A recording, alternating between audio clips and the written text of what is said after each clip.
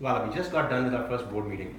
And for the benefit of the audience, this was a 3.5 hour board meeting that started about 15 seconds after 3 o'clock and ended about 5 seconds before 6:30. So Bala clearly knows how to run a board meeting.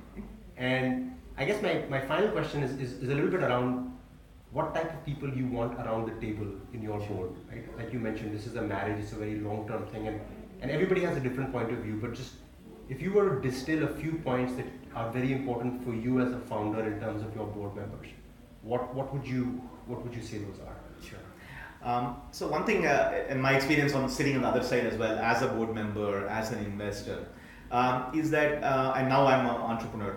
So most of the entrepreneurs basically rush and get the first check or the best valuation or the best brand, and nothing wrong with that. One should optimize for your own shareholders to get the biggest check and the best valuation and all of that. Those are important, but I would really urge every entrepreneur to pause a little bit and think about a few other factors, because you will get money. If you have a good play, if you have a good team, you will get funded. It's a matter of time.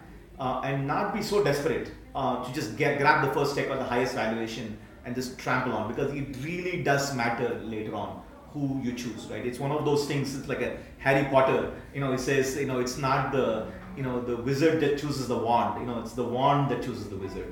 Right? And entrepreneurs should think that way. It's not. They should always think that they have a choice and they should make the best choice.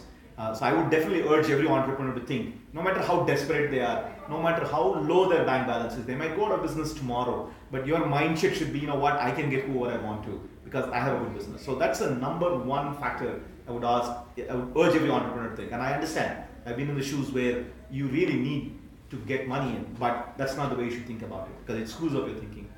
In terms of what to look for, you should really look at the stage of your company and the type of the board member that is going to be there. There are board members and venture and firms which are right for very early stage, right? So 0 to a pre-idea or an idea to product market fit. You want to choose a particular type of fund, right? Prime Ventures was the type of fund that we started, and that was catering to that.